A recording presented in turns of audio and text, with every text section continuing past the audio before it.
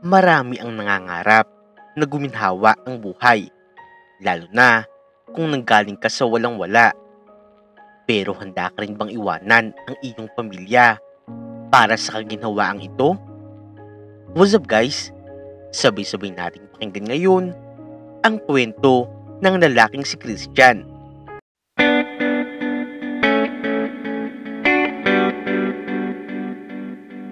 Bata pa lamang ay alam na ni Christian sa kanyang sarili kung gaano kahirap ang buhay ng kanilang pamilya. Napakarami nilang magkakapatid at tanging tatay lamang nila ang nagtatrabaho para sa kanila. Isang araw, nagsalo-salo ang kanilang pamilya sa kakarampot na pagkain. Pat, gusto mo pa ba ng ulam? Tanong ni Christian sa kanyang kapatid. Opo sana kuya eh. Sagot naman ng kanyang kapatid na si Pat. O sige, sa'yo na lang tong ulam ko oh. Sabi ni Christian, sabay kinuha ang kanyang ulam at inilagay sa plato ng kanyang kapatid. Talaga kuya, akin na lang to. Yun, mabuti naman at makakain pa ako. Tuwang-tuwang sagot ni Pat. Napansin ni Christian na pinagmamasdan siya ng kanyang nanay. Ngumiti na nga lamang siya dito. Sa totoo lamang, sinisikmura na nga rin siya ng gutom. Pero tinitiis na nga lamang niya ito para mapagbigyan ang kanyang kapatid at makakain ng maayos ang mga ito. Pagkatapos kumain, tumulong na nga lamang siya sa paghuhugas ng mga plato. Maya-maya, bigla naman siyang nilapitan ng kanyang nanay. Anak, pasensya ka na ha? Sambit ng kanyang nanay na malungkot ang itsura. Para saan naman po, Nay? Tanong ni Christian. Sa buhay na mayroon tayo, hindi namin maibigay ng tatay niyo ang lahat ng pangangailangan niyo. Alam mo naman, mayroon ka pang maliliit na kapatid na kailangan ko pang alagaan. Kaya hindi ko rin matulungan ng tatay mo sa paghahanap buhay. Paliwanag ng kanyang nanay. Alam ko naman po yun, Nay. Ayos lang po ako. Kaya ko naman pong magtiis. Ang mga kapatid ko po ang inaalala ko. Kaya hanggat kaya ko, nagpapaubay na lang po ako sa kanila. Tugon ni Christian. Napakabuti mo talaga anak. Sana, pagpalain ka palalo ng Panginoon.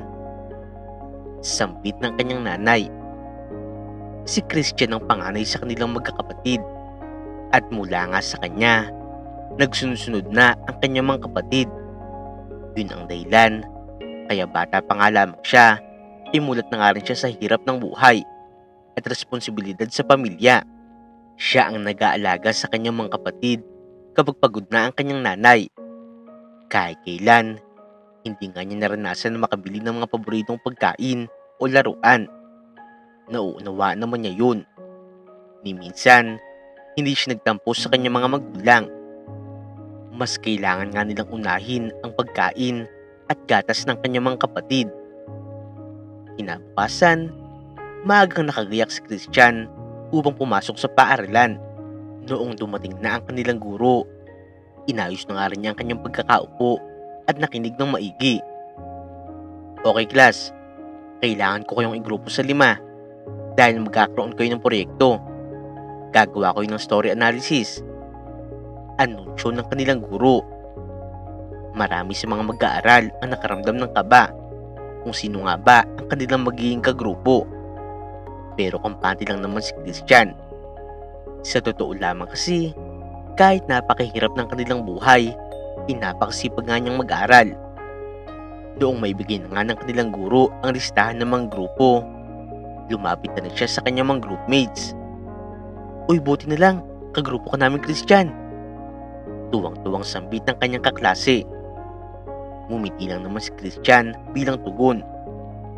Maya-maya, muli nagsalita ang kanilang guro. Lahat ba nasa kanya-kanyang grupo na? Tanong ng kanilang guro.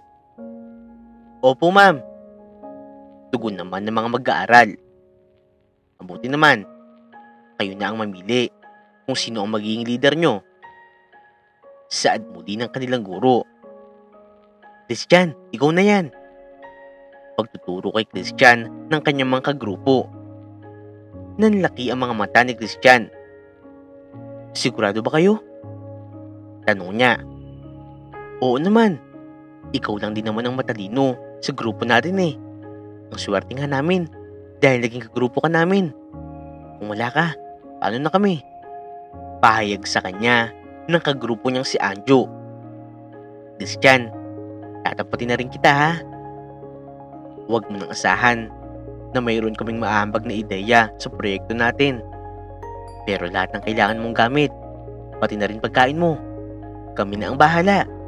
Sagot ka na namin. Di ba guys?"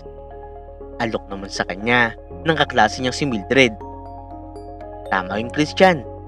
Pangako, kami ang bahala sa'yo. Basta ikaw ang bahala sa proyekto natin ha." Dagdag pa nga ng iba pa niyang mga kagrupo. "O sige, kayo ang bahala." Sagot ni Christian. Para kay Christian ay pabor nga rin yun sa kanya. Dahil sa totoo lamang, ideya lang din naman talaga ang kaya niyang iambag. Kabaliktaran kasi ng kanyang mga kaklase, pinansyal naman ang wala siya. Mula noon, ayun na rin ang naging paraan ni Christian para makadiskarte ng kanyang pagkain at baon sa paaralan. Siya ang tagagawa ng mga assignment at project ng mga tamad niyang kaklase. Ginagamit niya ang kanyang kinikita upang makabili ng pagkain at panggasto sa paaralan. Madalas kung mayroong sobra, nag-uuwi rin naman siya ng pagkain para sa kanyang mga kapatid. Isang beses, umuwi siya sa kanilang bahay na mayroong dalang pagkain. "Kuya, ano yan?" Sigaw ng mga kapatid niya habang sumasalubong sa kanya. "Tinapay ito. Pasalubong ko para sa inyo." Masayang tugon ni Christian. "O anak, saan naman nanggaling ang pinabili mo niyan?" tanong ng kanyang nanay. "Nakadiskarte lang po nay. Tamang-tama po kasi may mga kaklase po ako na nagpapatulong sa akin sa mga project nila at binabayaran nilang po nila ako." Sagot ni Christian. "Naku anak, di ba bawal yan?" Pagkaalala ng kanyang nanay. "Bawal nga po nay, pero sila naman po ang lumalapit sa akin para magpatulong." Sagot ni Christian. "Mag-iingat ka anak ha, baka mapahamak ka niyan." Dagdag ng kanyang nanay. "Opo nay." Tugon naman ni Christian at niyaya na nga rin niya kumain ang kanyang nanay at mga kapatid. Kinabukasan, araw ulit ng klase nila Christian. Muling may lumapit sa kanya para magpatulong sa assignment. Sa kasamaang palad, mayroon namang isang mag-aaral ang nakahuli sa ginagawa nila. "Huli kayo ngayon. Ganyan pala ang ginagawa nyo ha? Kaya pala palagi na lang nakakapasa kayo sa mga assignment at project natin. Si Christian naman pala ang gumagawa niyan para sa inyo. Bakit ka naman pumapayag Christian?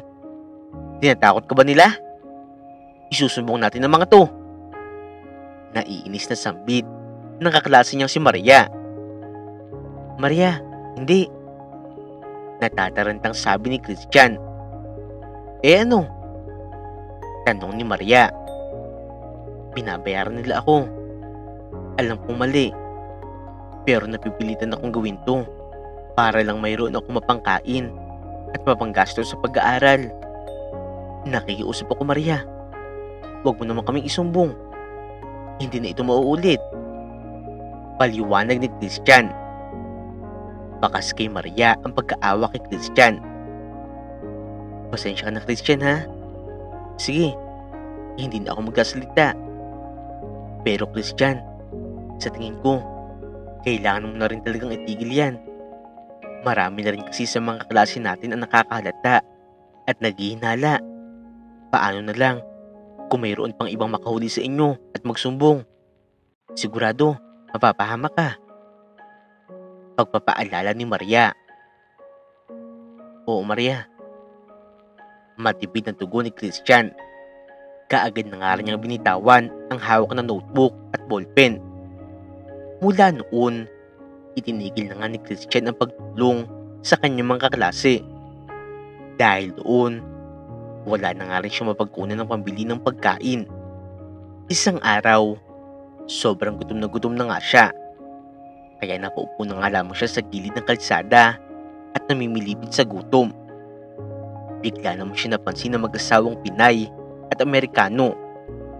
Marahang lumapit ang mga ito sa kinaroroonan niya.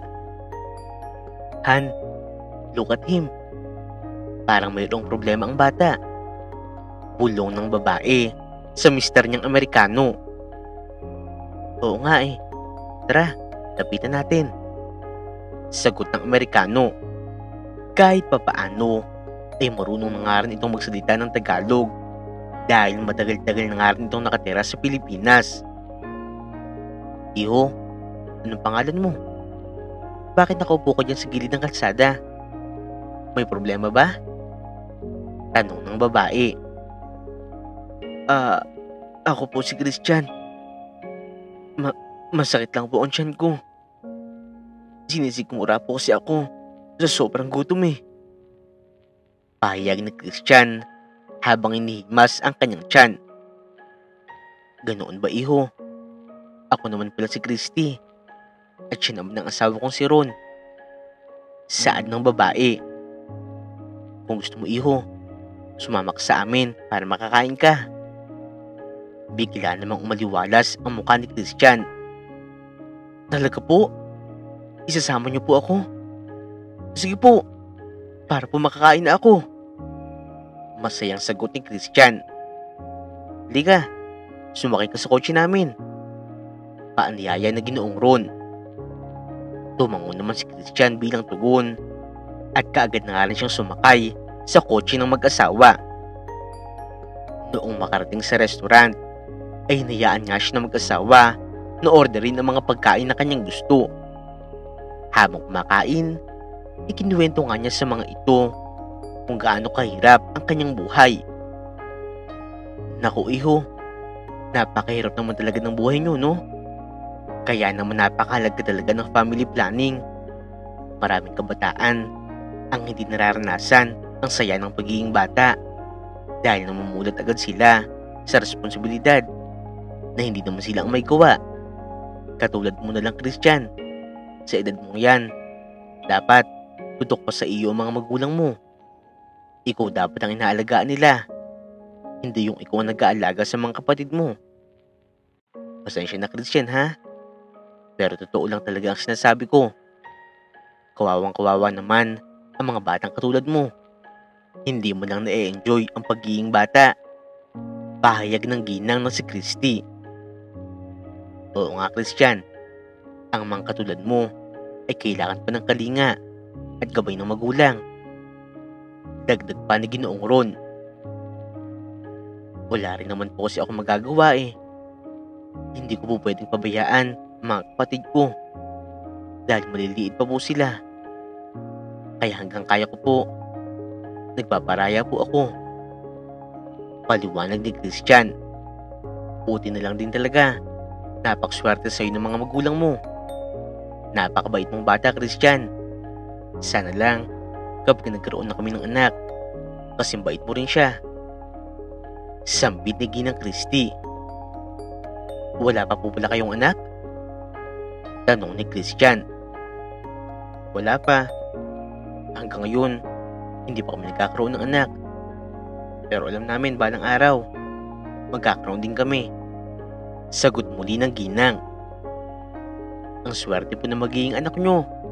Sigurado po ako, aalagaan nyo po siya ng sobra. Ako nga po na hindi nyo anak, mayroon po kayong malasakit eh. Paano na lang po kung sariling anak nyo na?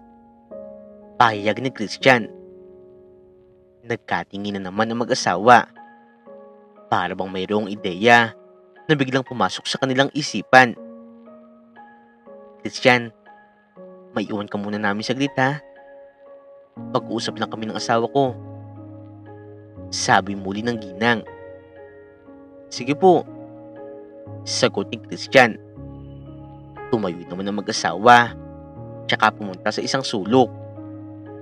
Honey, ilang taon na rin tayo naghihintay na magkaroon ng anak. Pero hanggang ngayon, wala pa rin.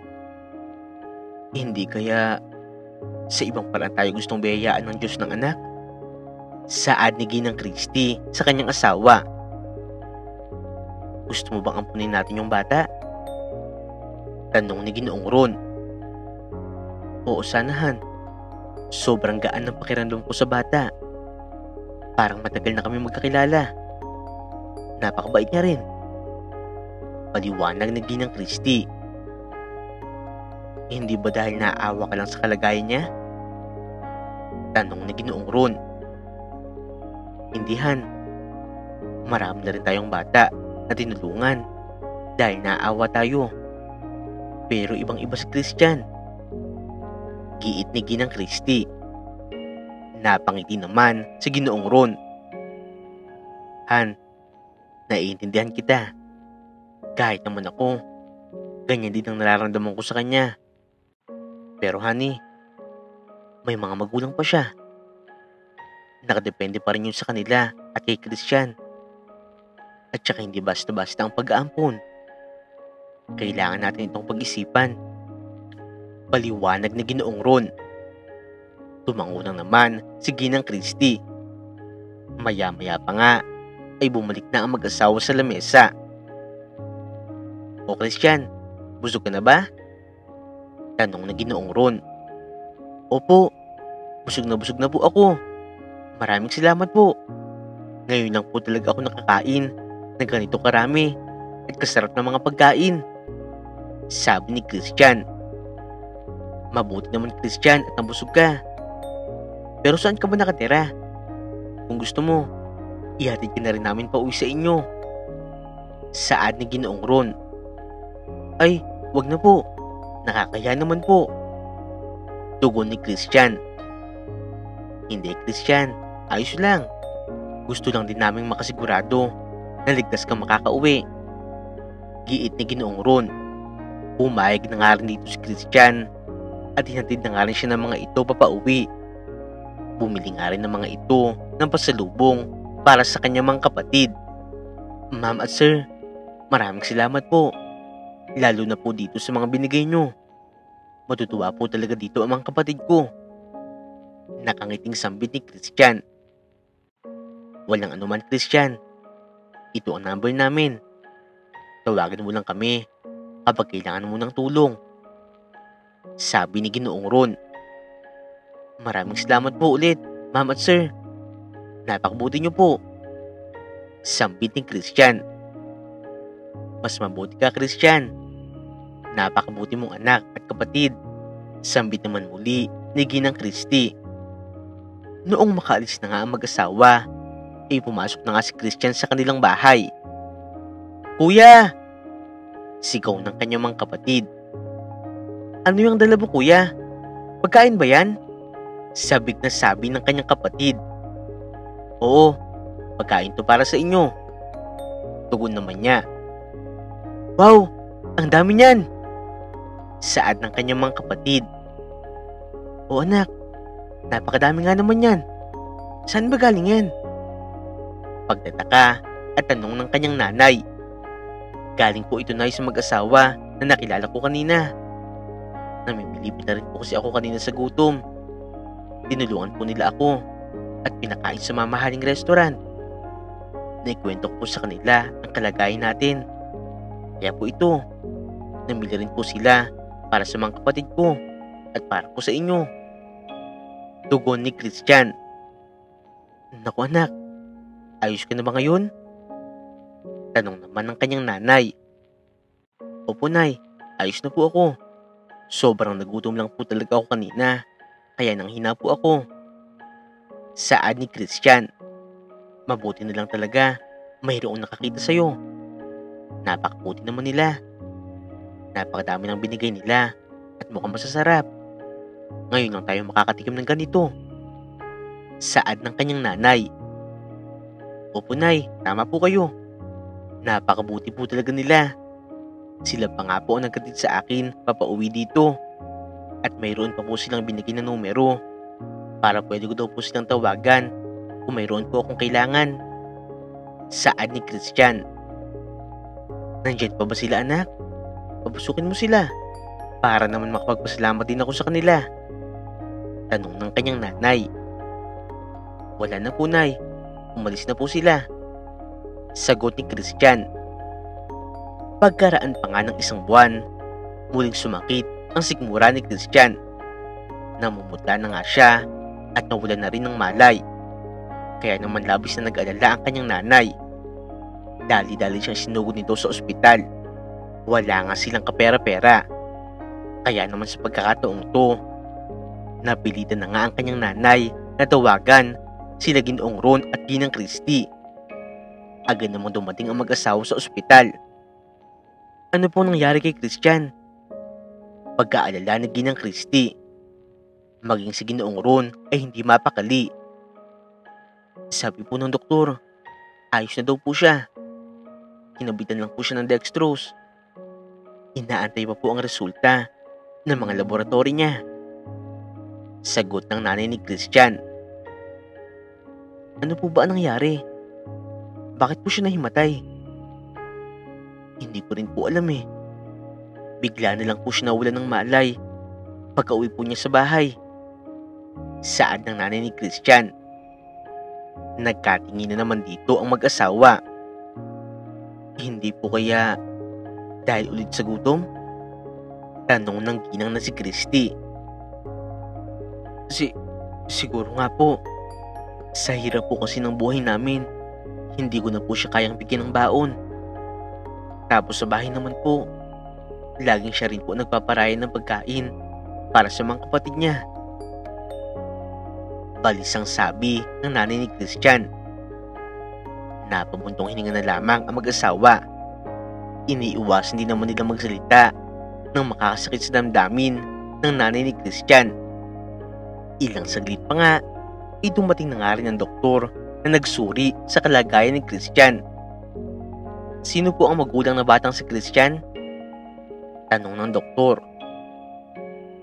Ako po, Dok. Saad ng nanay ni Christian. Ma'am, ito na po ang resulta ng lab test ng anak nyo. At tumalabas po dito na mayroon po siyang ulcer. Nadadaan naman po ito sa gamutan. Pero Nay, kailangan nyo na po siyang ingatan at alagaan sa pagkain. Hindi po siya pwede na palagi nalilipasan ng gutom. Maaari po itong magresulta sa pagkabutas ng bituka niya. At iba pa rin pong komplikasyon. Saad ng doktor. Napaiyak na nga lamang ang nanay ni Christian sa kanyang narinig. Ito po ang mga gamot na kailangan niya. Antayin nyo na lang po siya na magising. Pakainin nyo po siya at bigyan ng gamot. Maaari nyo na po siyang mailabas mamaya. Saad ng doktor. Sige po, Dok. Maraming salamat po. Saad muli ng nanay ni Christian. Napaupo na nga lamang ang nanay ni Christian dahil hindi na nga niya alam ang kanyang gagawin. Huwag na po kayo mag-alala. Kami na po ang bibili ng mga gamot ni Christian at pagkain niya. Saad ni Ginang Christy. Maraming salamat po talaga, ma'am. Umiiyak na sambit ng nanay ni Christian. Huwag niyo na rin pong intindihin ang hospital bill dito. Kami na po ang magbabayad. Dagdag pa ni Ginoong Ron. Talaga po. Maraming salamat po talaga. Saad muli ng nanay ni Christian. Maya-maya ay pumasok na nga rin ng tatlo sa kwarto ni Christian at nagising na nga rin siya. Anak, buti naman gising ka na. Nandito pala sila ma'am at sir. Yung mga tumulong sa'yo. Tinawagan ko sila dahil hindi ko na alam ang gagawin ko kanina. Saad ng kanyang nanay. Magandang araw po, ma'am at sir. Maraming salamat po sa tulong nyo. Magiliw na sabi ni Christian. Walang naman, Christian. Huwag mo nang isipin yun. Kumain ka na para makainom ka na rin ng gamot. Aasikasuhin muna namin ang bill mo para makauwi ka na mamaya. Saad ni Ginang Christy. Naku ma'am, sobrang salamat po talaga. Masayang sabi ni Christian. Wala yung Christian. Ang isipin mo ay magpagaling ka. Sambit muli ni Ginang Christy. Maya-maya, tuloy na nga rin nakalabas sa ospital si Christian. Ang mag-asawa pa nga ang naghatid sa kanilang mag-iina sa kanilang tahanan. Binilhan nga rin siya ng mga ito ng mga pagkain para mapabilis ang kanyang paggaling. Ma'am at sir, tuloy po kayo. Saad ni Christian. Tumango naman ang mag-asawa tsaka pumasok sa loob ng bahay. Pasensya na po kayo sa bahay namin ha. Saad ni Christian. Ayos lang yun. Simple lang ang bahay nyo, pero maganda to. Sambit ni Ginang Christy. Anak, ikaw muna ang bahala kila ma'am at sir ha. Kailangan ko pa rin asikasuhin ng mga kapatid mo. Saad ng nanay ni Christian. Opo nay. Sagot ni Christian. Pagkaalis ng kanyang nanay, doon na rin nakahanap ng pagkakataon ng mag-asawa na kausapin siya. Ikaw talaga Christian no? Bakit naman nagpapalipas ka ng gutom? Di ba't binigay naman namin sa iyo ang numero namin? Para tawagan mo kami, mayroon kang kailangan. Saad ni Ginang Christy. Nahiya po kasi ako sa inyo eh. Hindi niyo naman po ako responsibilidad. Katwiran ni Christian.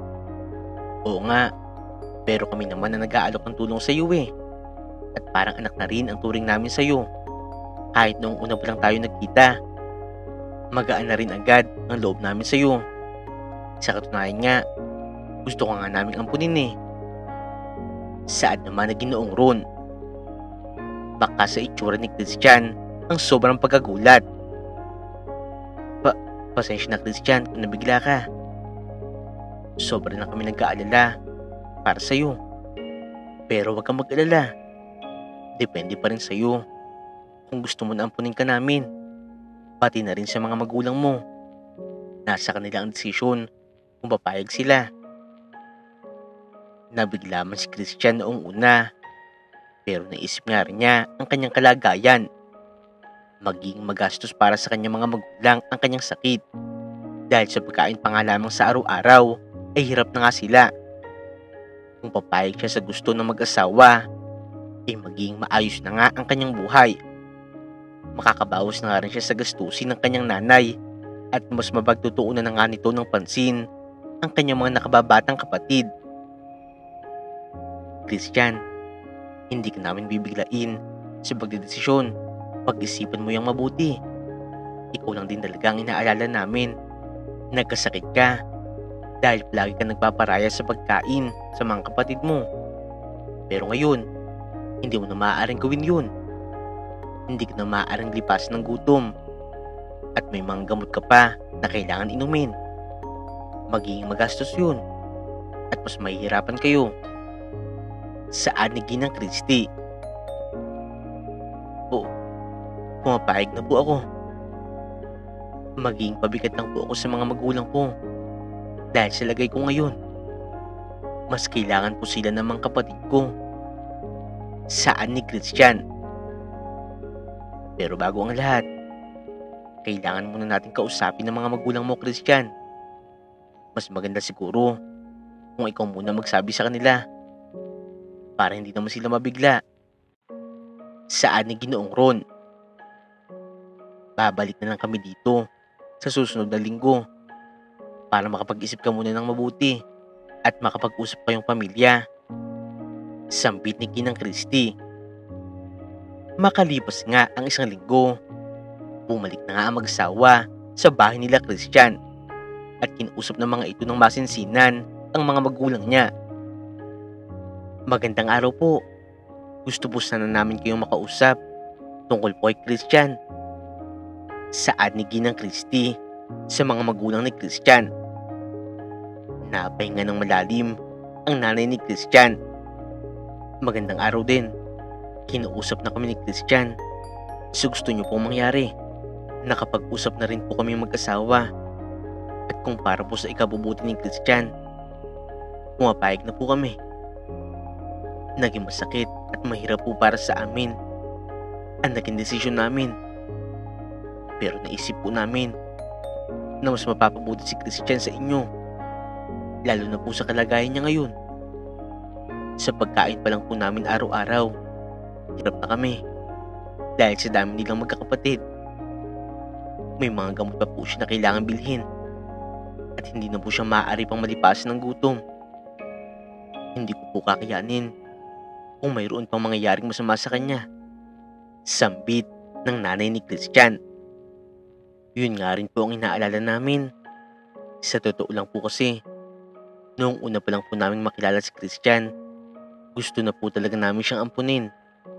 Napakabait niya po at mabuti po siyang anak at kapatid. Naging desidido lang po talaga kami sa gusto namin noong na-ospital po siya. Doon po namin naramdaman na talagang kailangan po kami ni Christian. Kami po siguro ang ipinadala ng Panginoon para tulungan siya. Huwag po kayong mag-alala. Aalagaan at mamahalin po namin siya na parang tunay naming anak. Saad ni Ginang Christy. Wala po kaming duda doon. Alam po namin na hindi niyo po siya papabayaan. Ngayon pa nga lang po talaga, mas nagiging magulang pa po kayo sa kanya dahil inaalagaan at inaasikaso niyo po siya. Maraming salamat po sa malasakit niyo sa amin, lalong-lalo na po kay Christian. Saad naman ng tatay ni Christian. Mahal po namin ang anak namin, pero ayaw din naman namin na hadlangan ang magandang buhay na maaari niyang maranasan sa inyo. Sambit muli ng tatay ni Christian. Maraming salamat po sa pagpayag niyo. Pangako po, bibigyan namin ng magandang buhay si Christian. Sabi naman ni Ginang Christy.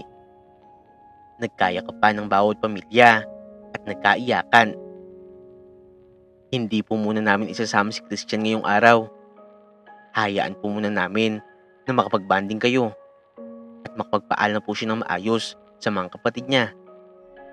Sa isang araw po ay babalik kami at isasama po namin ang attorney namin nang maayos na rin po ang mga kailangan para po maging legal ang pag-aampon namin sa kanya. Saad ni Ginoong Ron. Sige po. Malungkot na tugon ng mga magulang ni Christian. Pagkaalis ng mag-asawa ay muling nag-usap ang pamilya ni Christian. Anak, magpapakabait ka doon ha? Napakabait na mag-aampon sa'yo. Huwag sana magbabago ang ugali mo. Manatili kang mabait. Tulungan mo rin sila kung kailangan nila. Tugon ng kanyang nanay. Opo, Nay. Saad ni Christian. Masakit sa amin ito, pero masaya kami para sa iyo dahil magiging maayos na ang buhay mo. Masarap na ang kakainin mo doon. Hindi mo na kailangan magparaya sa pagkain sa mga kapatid mo at makakapag-aral ka na rin ng maayos. Saad naman ng tatay ni Christian. Sa akin din po, Nay. Tay, masakit din po ito.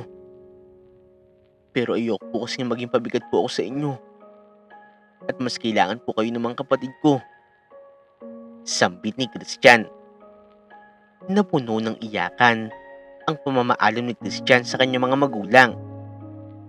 Makalipas ang isang linggo, ibumalik na nga ang magsawa sa bahay nila Christian na mayroong kasamang abogado. Agad nang pinirmahan ng mga magulang ni Christian ang mga papeles. At noong dumating na rin ang oras na kailangan ng sumama ni Christian sa mag-asawa, inagkulong ang mga ito sa kwarto. Hindi na rin pinuntahan pa ni Christian ang kanyang mga magulang para magpaalam dahil alam niya na magiging mahirap ang kanyang pag-alis kapag nakausap pa niya ang mga ito. Handa ka na ba, Christian? Sambit ni Ginang Christy. Opo, ma'am. Tugon niya. Pero Christian, baka naman pwede, mami na ang itawag mo sa akin ngayon.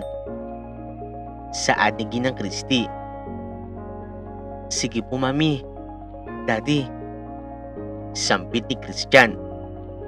Napangiti naman ng mag-asawa bilang tugon. Simula noon ay naging maganda na nga ang buhay ni Christian. Noong maayos na nga rin ang kanyang legal adoption ay naghain ng petisyon ang mag-asawa para maging American citizen na rin itong si Christian at maisama na nga nila ito sa ibang bansa para doon manirahan. Christian, good news! Approved na ang mga papeles mo. Sa Amerika na tayo titira. Tuwang-tuwang pahayag ng kanyang mami Christy. Masaya naman si Christian, pero biglang gumuhit ang lungkot sa kanyang muka. Napansin naman ito ni Ginang Christy. Christian, huwag kang mag-alala. Babalik din tayo dito. Kailangan mo lang muna manatili sa Amerika ng ilang taon para sa American citizenship mo. Saan dito? Opo, medyo nalulungkot lang po ako dahil malalayo na po ako ng sobra-sobra sa mga kapatid ko. Saan niya? Naiintindihan ka namin, Christian. Kapag sa Amerika ka nakapag-aral at nakapagtrabaho, mas malaki din ang tsansa na matulungan mo sila balang araw.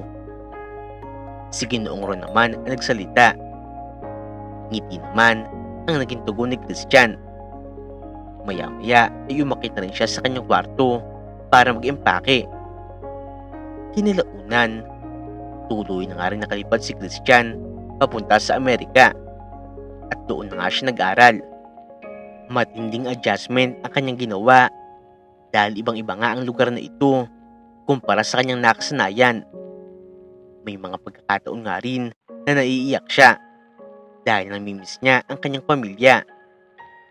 Kapag ganoon, tinititigan na lamang niya ang larawan ng kanyang mga kapatid at mga magulang. Kasabay nga rin noon, itinuon na lamang niya ang kanyang atensyon sa pag-aaral. Unti-unti nga rin siya nawili dahil nagkaroon na nga rin siya ng mga kaibigan. Patuloy siyang nagsikap hanggang sa dumaan ang mga taon at nakapagtapos na nga rin siya ng pag-aaral. Congratulations anak! Mula ngayon, bubuo ka na ng sarili mong buhay. Alam namin na hindi mo na kami kailangan ng daddy mo dahil big boy ka na. Pero palagi mong tatandaan ha, nandito pa rin kami palagi ng daddy mo. Naiiyak na sabi ng kanyang mami Christy. Hindi mo alam kung gaano kami ka-proud sa iyo anak. Saad naman ni Ginoong Ron. Habang buhay ko kailangan ang alaga niyo mami, daddy. Maraming salamat po sa lahat ng tulong at pag-aalaga niyo sa akin. Sabi ni Christian. Tila hinaplos naman ng puso ng mag-asawa kaya napangiti ang mga ito. Kinalaunan, nakapagtrabaho nga si Christian sa isang sikat na construction company at naging maganda nga rin talaga ang takbo ng kanyang karir sa ibang bansa. Hindi nagtagal, tinulungan siya ng kanyang daddy Ron na makapagpatayo ng sarili niyang engineering firm. Dahil dito, tuluyang nagbago ang buhay ni Christian. Malayong malayo na sa kinagisnan niyang buhay noon. Bukod nga rin sa sarili niyang kumpanya, siya na rin ang nagpapatakbo sa ilan sa mga negosyo ng mag-asawang umampon sa kanya. Nakabili na nga rin siya ng sariling bahay at iba pang ari-arian sa Amerika. Sa kabila ng kanyang mga narating, may puwang pa rin sa kanyang puso na hindi mapupunan ng anumang karangyaan. At yun ay ang kanyang pangungulila sa kanyang tunay na pamilya. Isang araw, kinausap siya ng kanyang mami Christy upang makibalita sa kanyang tunay na pamilya. Mami, may balita po ba kayo kila nanay sa Pilipinas? Tanong ni Christian. Wala anak eh. Pero pwede naman ako makabalita sa mga kapatid ko doon. Sagot ni Mami Christy. Sige nga po mami, makibalita po kayo. Bigla po kasi ako nakaramdam ng kaba kanina. Tapos bigla ko po silang naisip. Pahayag ni Christian. Sige anak, huwag kang mag-alala. Sasabihin agad kita kapag nag-reply na ang mga kapatid ko. Tugon ni Mami Christy. Kinabukasan, ikinatok nga si Christian ng kanyang Mami Christy at ng kanyang daddy Ron. O mami, daddy, May kailangan po ba kayo? Tanong niya.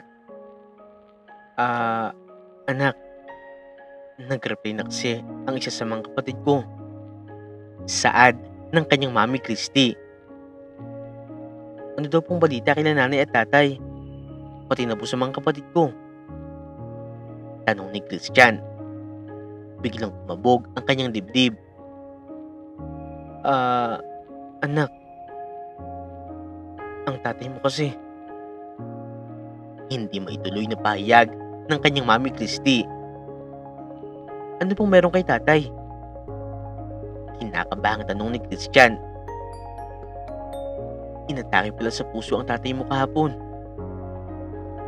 Sa kasamaang palad, wala na siya. Binawi na siya ng buhay. Malungkot na pahayag ng kanyang mami Christy. Bigla ng lamig ang buong katawan ni Christian at tulala siya ng ilang sandali. Maya-maya, bigla na nga lamang tumulo ng luha sa kanyang mga mata. Naasikaso na daw po ba ang mga kailangan sa burol ni tatay? Kamusta na po sila nanay? Ang mga kapatid ko po. Nag-aalalang tanong ni Christian.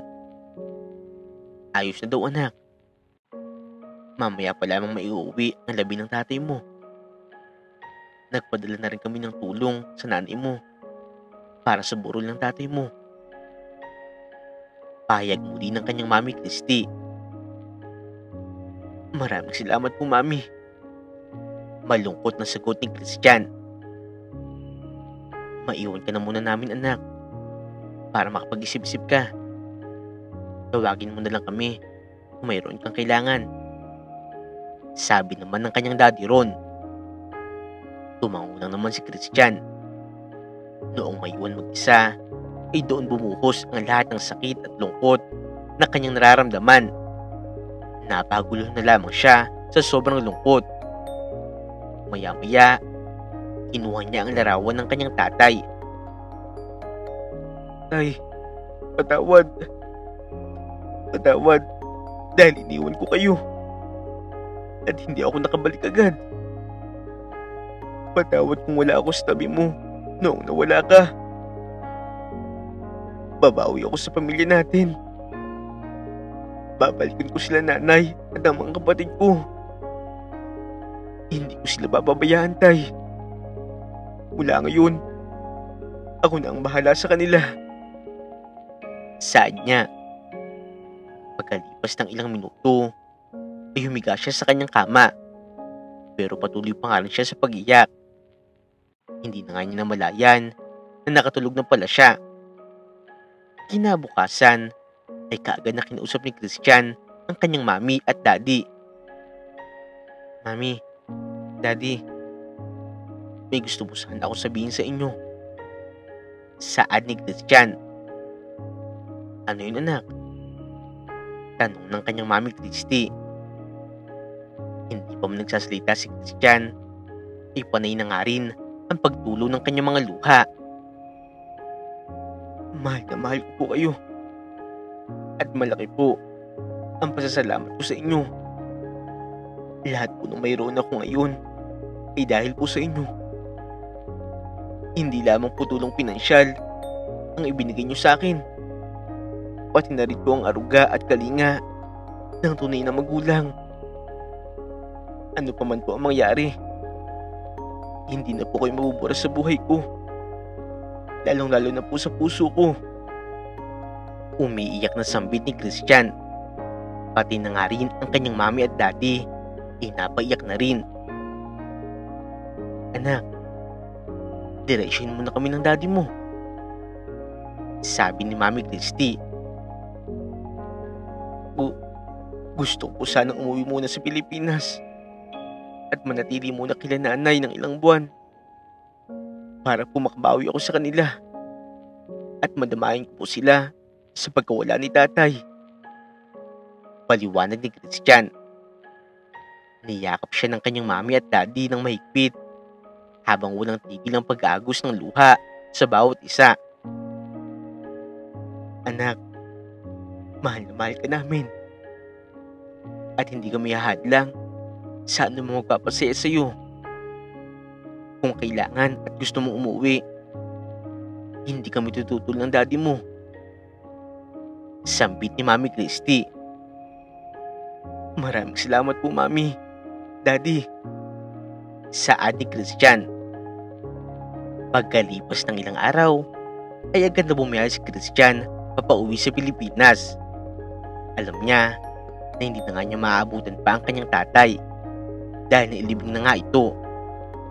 Malungkot man siya sa pagkawala ng kanyang tatay, masaya nga rin siya dahil pagkatapos ng ilang taon, makakasama na nga niyang muli ang kanyang nanay at ang kanyang mga kapatid. Christian! Sigaw ng kanyang nanay noong makita siya. Baka sa mukha nito ang pagkasabik at pangungulila nito sa anak. Kuya! Sabay-sabay na sigawan ng mga kapatid ni Christian at niyakap siya ng mga ito ng mahigpit. Napuno ng iyakan ang pagkikitang muli ng kanilang pamilya. Buti naman at nakauwi ka, anak. Miss na miss ka namin. Umagulhol na sabi ng kanyang nanay. Oo nga, kuya.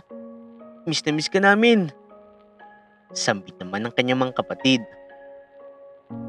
Pasensya na kung ngayon lang ako nakadalaw. Naging abala kasi ako sa Amerika. Pero wag na kayong malungkot. Nandito na ako at tutulungan ko kayo para maging maganda din ang buhay nyo. Sambit ni Christian. Napangiti naman ang kanyang pamilya bilang tugon. Katulad ng kanyang ipinangako, ipinaayos niya ang kanilang bahay. Bumili nga rin siya ng kotse para hindi na nga rin mahirapang mag-commute ang kanyang nanay at mga kapatid. Hindi nagtagal, binigyan niya ng puhunan ang kanyang mga kapatid para magtayo ng sariling negosyo. Hindi naman siya binigo ng mga ito. Nakita niya ang pagsisikap ng kanyang mga kapatid, kaya unti-unti nga rin umunlad ang mga ito.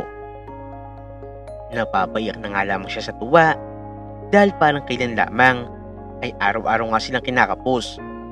Pati na sa pagkain ay walang-wala rin sila. Pero ngayon, kahit ano pa nga ang gusto nilang bilhin o gustong kainin, kayang-kaya na nga nila ito makuha ngayon dahil maganda na ang kanilang buhay. At lahat ng ito ay dahil na rin sa tulong ni Christian.